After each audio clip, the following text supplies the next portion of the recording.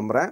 இப்போ இந்த ஊக வணிகர்கள் அப்படிங்கிறதுக்கான விடையை மீண்டும் ஒரு முறை நான் உங்களுக்கு சொல்கிறேன், நல்லா பார்த்துங்க. இல்லை வந்து ரொம்ப எளிமையான வார்த்தைகள் தான் இருக்குது, ஈஸியாக ஞாபகம் வச்சுக்கலாம்.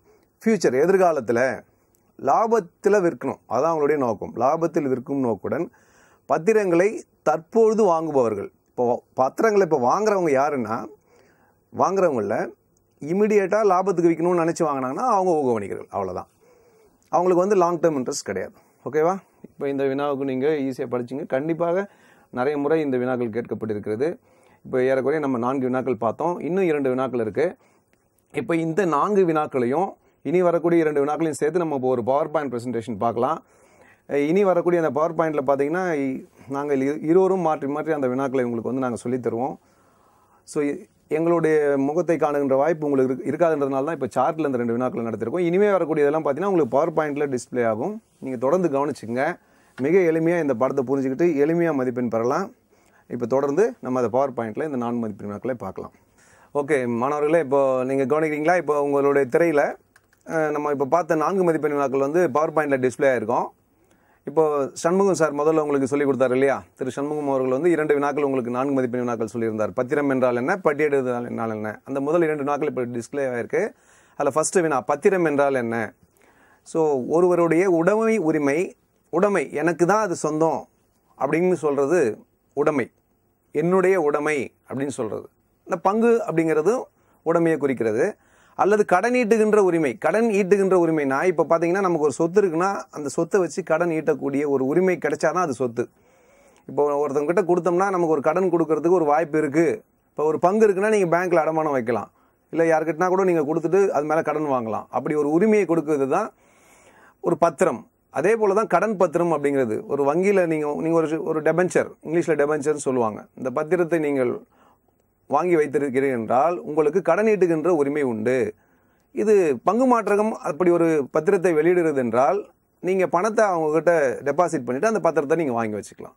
அதுதான் கடன் பத்திரம் அப்படிங்கிறது. ஒருவனுடைய உரிமை அல்லது கடனீட்டு உரிமையை குறிக்கின்ற ஒரு சான்றிதழ் அல்லது ஆவணம், அதுதான் பத்திரம் அப்படிங்கிறது. சரியா? அடுத்த வினா பார்க்கலாம். அடுத்தது பட்டியலிடுதல் என்றால் என்ன. பட்டியல் இப்போ நம்ம ஏற்கனவே சார் உங்களுக்கு அழகாக சொல்லியிருக்காரு. உங்களுக்கு உதாரணமாக கூட பார்த்தீங்கன்னா அட்டண்டன்ஸை சொல்லியிருக்காரு. பட்டியல், ஒரு பையனை வந்து பேர் சேர்க்குறோம் அப்படின்னா பெயர் பட்டியலில் போய் பார்த்தா தான் தெரியும். பெயர் பட்டியலில் பேர் இப்போது ஒரு பையன் 6வது ஸ்கூலில் படிக்கிறான், இல்லை 8வது படிக்கிறான், இல்லை 12th A படிக்கிறான், 12th B படிக்கிறான் அப்படின்னா எதை வச்சு நம்ம சொல்கிறோம்? அட்டண்டன்ஸில் அவனுடைய பேர் இருந்தால் தான் உண்டு. அதாவது மாணவர்களுடைய வருகை பதிவேடுன்னு பேர் பட்டியல், வருகை பட்டியல். பட்டியலில் பேர் இருந்தால் அவன் அந்த ஸ்கூலில் படிக்கிறான்னு அர்த்தம். அந்த மாதிரி பங்கு மாற்று நிலையத்தில் ஒரு தேசிய பங்குச்சந்தை டெல்லியிலையோ இல்லை மும்பை ஸ்டாக் எக்ஸ்சேஞ்ச் அந்த பங்குச்சந்தையிலையோ ஒரு நிறுவனத்தினுடைய பெயர் பட்டியலில் இருந்துச்சுன்னா அது பட்டியலிடுதல்னு பேர். அப்படி பட்டியலிடுவது வந்து நிறுவனங்களுக்கு வந்து ஒரு நன்மை பயக்கும். அது நம்ம பெரிய வினால நம்ம அதை பற்றி இதில் பார்க்க போகிறோம். இப்போ இதுக்கான ஆன்சர் என்னென்னா, பங்கு மாற்றங்களுடைய அலுவல் பட்டியலில் பத்திரங்களை சேர்ப்பதே பட்டியலிடுதல். இதுதான் உங்களுக்கு முதலே சொன்ன மாதிரி பேரை சேர்க்கிறது. ரெண்டாவது, பட்டியலிடுதல் அப்படிங்கிறது பொது நிறுவனங்களுக்கு கட்டாயமாக்கப்பட்டுள்ளது. கண்டிப்பாக ஒரு பொது நிறுவனம்னா சாய்ஸே இல்லை, கண்டிப்பாக அவங்க லிஸ்ட்டில் சேர்த்தாகணும். இப்போ தனி நிறுவனம்னா அப்படி கிடையாது, அவங்க சேர்க்காம கூட விடலாம். ஆனால் பொது நிறுவனம் கண்டிப்பாக பட்டியலிட வேண்டும். இந்த 2 பாயிண்டை நீங்கள் எழுதினாலே உங்களுக்கு 4 மதிப்பெண் முழுமையாக வழங்கப்படும். அடுத்த வினா ஊக வணிகர். பாருங்கள், ஒரு படம் அழகாக டிஸ்பிளே இருக்குது. அவர் எவ்வளோ ஹாப்பியாக இருக்கார் பாருங்கள். அவர் வந்து ஒரு ஊக வணிகர், நல்ல லாபம் சம்பாதிக்கிறார். குறைஞ்ச விலையில் வாங்குறாரு, அதிக விலையில் விற்கிறாரு, ஹாப்பியாக இருக்கார். அவர் வந்து ஒரு ஸ்பெகுலேட்டார். புரியுதா? அவருடைய நோக்கமெல்லாம் பார்த்தீங்கன்னா தான் வாங்கி அதை வச்சுருந்து தன்னுடைய தலைமுறைக்கும் அந்த சொத்தை வச்சுருக்கணும் அப்படிங்கிறலாம் எண்ணம் கிடையாது. அடுத்தவர்களுக்கு, அதாவது வந்து தான் வாங்கி அடுத்தவர்களுக்கு லாபத்தில் விற்கணும். அவர் தான் வந்து ஒரு ஊக வணிகர். எதிர்காலத்தில் லாபத்தில் விற்கும் நோக்குடன் பத்திரங்களை தற்போது வாங்குபவர்களை ஊக வணிகர்கள் என்று அழைக்கிறோம். இல்லையா? இதில் அந்த பாயிண்ட் வந்துச்சு பாருங்கள். லாபத்தில் விற்கிறது முக்கியமானது, தற்போது வாங்குறதுடைய நோக்கம் என்ன? லாபத்தில் விற்கிறது, அவ்வளோதான். இதுதான் ஊக வணிகர். ஓகேவா? அடுத்த வினா போல்ட். இதையும் நம்ம பார்த்தோம். போல்ட் அப்படின்னா பாம்பே ஆன்லைன் ட்ரேடிங். அழகாக ஸ்க்ரீனில் டிஸ்பிளே ஆகிருக்கு பாருங்கள். ஆன்லைன் ட்ரேடிங் ஒருத்தர் பண்ணுறாரு பாருங்கள். நீங்கள் இதை வந்து நீங்கள் நம்ம நிறைய டெலிவிஷனில் பார்த்தீங்கன்னா இப்போ இதுக்கெல்லாம் தனியாகவே ஒரு சேனல்ஸ்லாம் ஆரம்பிச்சிருக்காங்க. நிறைய பார்த்தீங்கன்னா இப்போது சன்னில் கூட இருக்குன்னு நினைக்கிறேன், சன் நெட்வொர்க்கில் கூட ஒன்று போயிட்டுருக்கு. நிறைய இந்த NDTV இந்த மாதிரி பார்த்தீங்கன்னா நிறைய ட்ரேடிங்காகவே சேனல்ஸ் இருக்குது. அதில் பார்த்தீங்கன்னா அந்த கீழே ஓடிக்கிட்டே இருக்கும், விலைகள் போயிட்டுருக்கும். கம்பெனியோட விலைகள் பார்த்தீங்கன்னா இன்ஃபோசிஸ், அடுத்து bank, State Bank of India Limited, அப்படி பங்குனுடைய விலைகள் கீழே போயிட்டே இருக்கும். அதுதான் ஆன்லைன் ட்ரேடிங். அதை பார்த்து நம்ம ட்ரேட் பண்ணலாம், வாங்கலாம், கொள்ளலாம். நமக்கு ஒரு நிலையான ஒரு தரகரை வச்சுக்கிட்டோம்னா அவருக்கு ஆர்டர் பண்ணால் உடனே வாங்கிடுவார். ஸோ இந்த நடைமுறைக்கு பேர் தான் போல்ட் அப்படிங்கிறது, பாம்பே ஆன்லைன் ட்ரேடிங். இதுக்கான ஆன்சர் தான் நான் உங்களுக்கு சொன்னேன். 2 கீவேர்டு இதில். எப்போ துவங்கப்பட்டதுன்னா மார்ச் 1995. எங்கே துவங்கப்பட்டதுன்னா மும்பை ஸ்டாக் எக்ஸ்சேஞ்சில், மும்பை பங்கு சந்தையில். இப்போ தற்சமயம் 6000 இணைப்புகள் இருக்குது. இதுதான் இந்த வினாவுக்கு பதிலே. ஈஸியாக நீங்கள் ஞாபகம் வச்சுக்கலாம். போல்ட் என்பது மும்பை பங்கு சந்தையில் மார்ச் 1995 முதல் நடைமுறையில் உள்ள ஒரு வணிக செயல்பாடாகும். தற்சமயம் 6000 பம்பாய் பங்கு மாற்றகத்தின் வணிக இணைப்புகள் நாடு முழுவதும் செயல்பட்டு கொண்டிருக்கின்றன. ஓகேவா? இப்போ அடுத்த வினா, 5வது வினா, பங்கு மாற்றகத்தினுடைய வரைவிலக்கணம். ஷேர் மார்க்கெட்னா அதுக்கோட டெஃபினிஷன். ஏன்னா ஷேர் மார்க்கெட்டை பற்றி நமக்கு தெரியும், ஆனால் வரைவிலக்கணம்னு ஒன்று இருக்கும் இல்லையா? இந்த வரைவிலக்கணத்தை பொறுத்து நம்ம ஏறக்குறைய அப்படியே அதில் இருக்க மாதிரி தான் நம்ம எழுதணும்.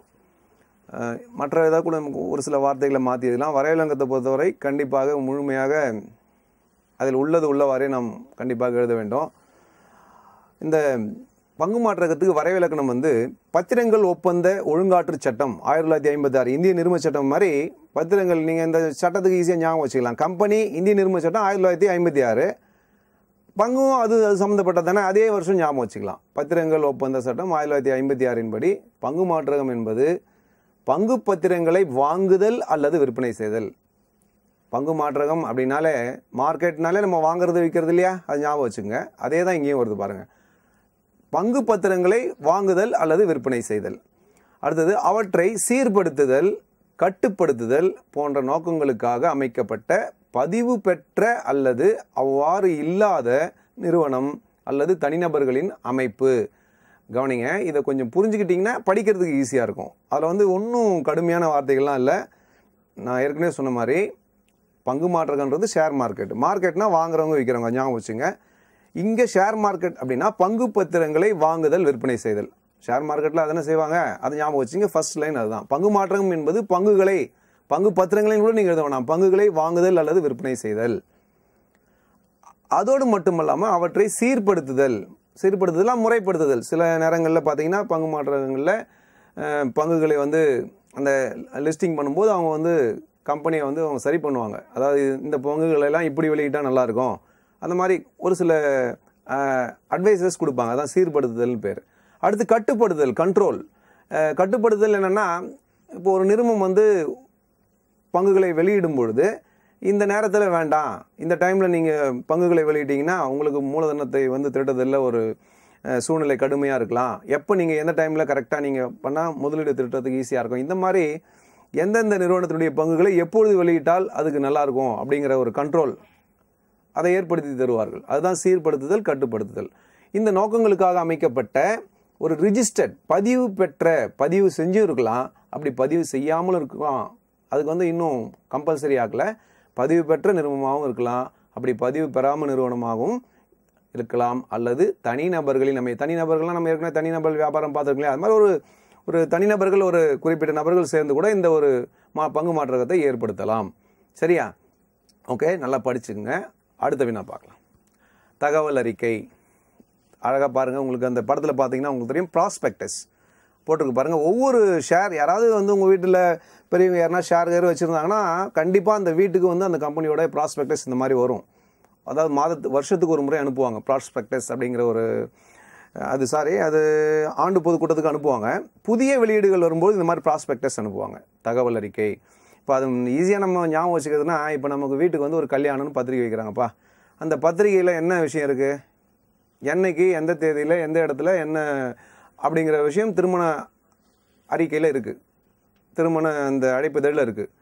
வாங்க அப்படின்னு கூப்பிடுறாங்க. அந்த மாதிரி இந்த தகவல் அறிக்கை என்ன பண்ணுதுன்னா, பொதுமக்களை அழைக்கிறது. நீங்கள் எங்கள் கம்பெனியில் பங்குகளை வாங்குங்கள், எங்கள் கம்பெனி இன்னிலேருந்து பங்குகளை வெளியிட போகுது அப்படின்னு பொதுமக்களை அழைப்பது தான் தகவல் அறிக்கை. தகவல் மூலமாக தகவல் தெரிவிக்கிறார்கள். தகவலை தெரிவிக்கின்ற அறிக்கை தகவல் அறிக்கை. ஒரு நிறுவனம் தனது பங்குகளையோ அல்லது கடன் பத்திரங்களையோ வாங்க பொதுமக்களை அழைக்கின்ற ஒரு ஆவணம், ஒரு லெட்டராக இருக்கலாம். இப்போ அந்த ஆவணம் அப்படிங்கிறது பார்த்திங்கன்னா இப்போல்லாம் பேப்பரில் வெளியிடுறாங்க, புக்லெட்டாக வெளியிடுறாங்க, டெலிவிஷனில் கூட பார்த்தீங்கன்னா விளம்பரமாக வெளியிடுறாங்க. நீங்கள் முன்ன ஒரு சமீபத்தில் ஒரு விளம்பரம் போட்டிருந்தா பார்த்தீங்கன்னா, ரிலையன்ஸ் வந்து பவர் கேபிட்டல் அப்படின்னு சொல்லிட்டு அதுக்கான இஷ்யூ பப்ளிக் இஷ்யூ ஓப்பன்ஸ் அப்படின்னு அடிக்கடி நீங்கள் விளம்பரம் பார்த்துருப்பீங்க. ஸோ டெலிவிஷனில் கூட விளம்பரம் செய்யலாம்.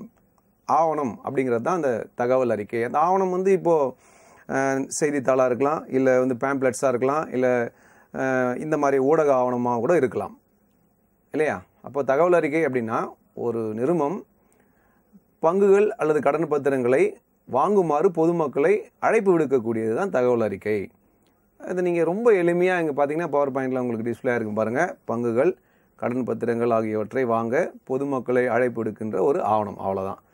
மற்ற கதையெல்லாம் எதுவுமே வேண்டாம். ஒரு சிம்பிளாக மொத்தத்தில் பார்த்தீங்கன்னா உங்களுக்கு ஒரு முக்கியமான வேர்ட்ஸ்னு பார்த்தீங்கன்னா ஒரு 8-9 வார்த்தைகள் தான் இருக்குது. பங்குகள் கடன் பத்திரங்கள் இதை வாங்க பொதுமக்களை அழைப்பு விடுக்கின்ற ஒரு ஆவணம், அவ்வளோதான், முடிஞ்சிச்சு. 4 மார்க் தகவல் அறிக்கை அப்படிங்கிறது.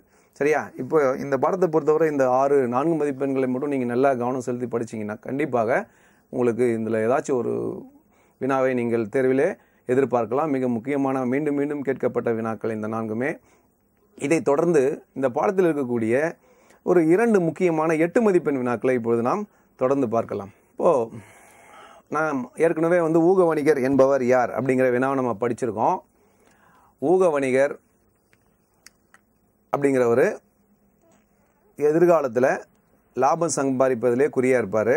வாங்கின உடனே எப்போ அதிகமாக பங்கோட விலை வாங்கினதை விட அதிக விலை விற்குதோ டக்குன்னு விற்றுடுவார். இதுதான் நம்ம ஊக வணிகர் அப்படின்னு நம்ம பார்த்துருக்கோம்.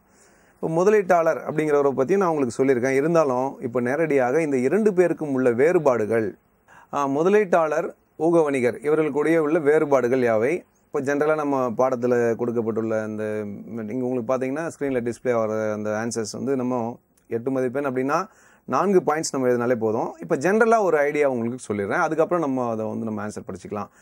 முதலீட்டாளர் ஊக வணிகர்கள். முதலீட்டாளர் அப்படிங்கிறவர் யார்? ஊக வணிகர் அப்படிங்கிறவர் யார்? முதலீட்டாளர் அப்படின்றவங்க பார்த்தீங்கன்னா எந்த ஒரு சொத்து, இப்போ பத்திரம் கூட ஒரு சொத்து தான் இல்லையா? இப்போ நம்ம ஒரு சாதாரண ஒரு மனிதன் அப்படின்னா அவன் என்ன விரும்புவான்? தனக்குன்னு ஒரு வீடு இருக்கணும் அப்படின்னு விரும்புவான் இல்லையா? அப்போ அந்த வீடு வேணும்னா ஒரு இடத்த வாங்கி வீடு கட்டணும் அப்படின்னு நினைப்போம். எல்லாருடைய வாழ்க்கையிலையும் அது ஒரு குறிக்கோளாக இருக்கும். இப்போ தான் ஒரு இடத்தையோ இல்லை ஒரு வீட்டையோ வாங்குகிறோம் வசிக்கிறதுக்காக அப்படின்னா அவங்க முதலீட்டாளர், தன்னுடைய சொந்தத்துக்காக வாங்குறாங்க. ஆனால் இதே பார்த்தீங்கன்னா பிஸ்னஸ் பண்ணக்கூடிய இந்த ஏஜென்ட்ஸ்னு சொல்லக்கூடிய புரோக்கர்ஸ்னு சொல்லக்கூடியவங்க என்ன பண்ணுவாங்கன்னா நிறைய வாங்கிக்கிட்டே இருப்பாங்க. 4-5 வீடு வாங்கி வச்சுருப்பாங்க, ஒரு அட்வான்ஸ் கொடுத்து வாங்கி வச்சுருவாங்க.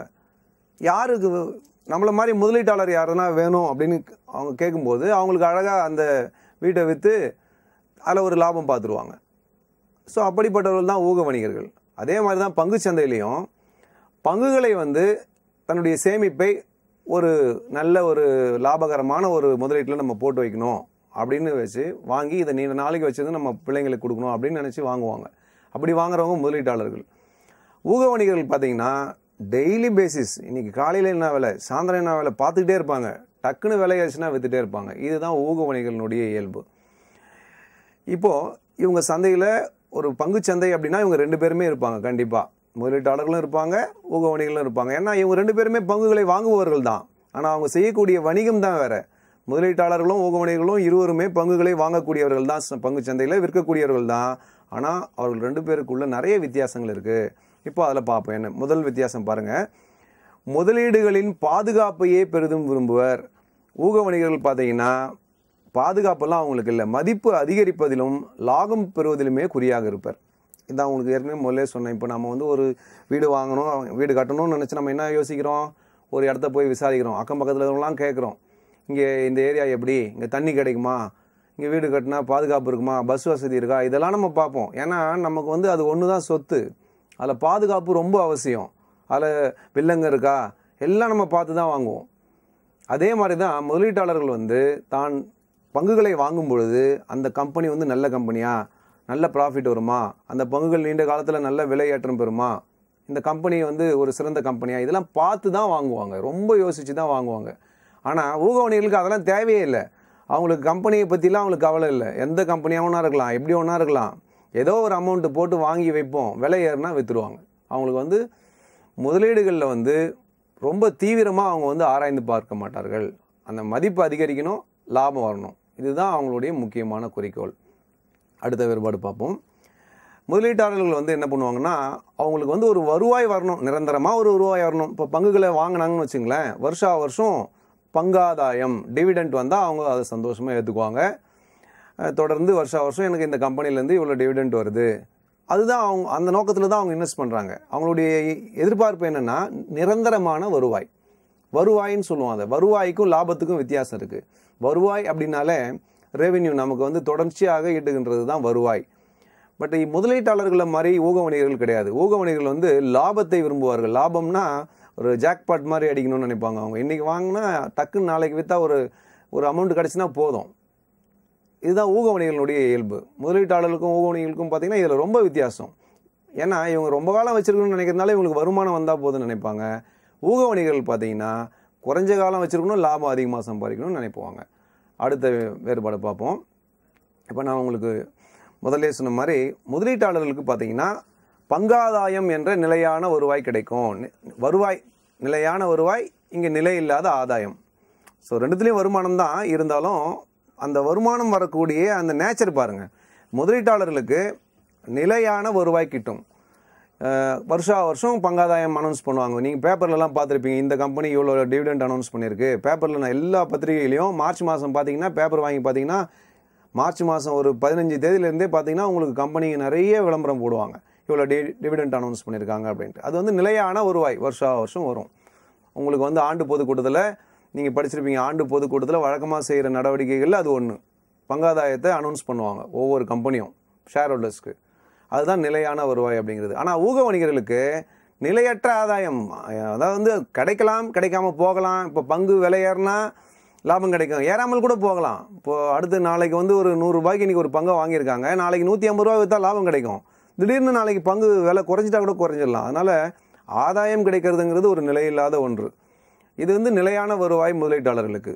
அடுத்த வேறுபாடு முதலீட்டாளர்களுக்கு பார்த்தீங்கன்னா இவங்களுடைய நோக்கம் வந்து நீண்ட காலம் அப்படிங்கிறதுனால இவங்களுக்கு இடர்பாடு வாய்ப்புகள் ரொம்ப குறைவு. இவங்களுக்கு பெரிய இடர்பாடு எதுவும் ஏற்படாது.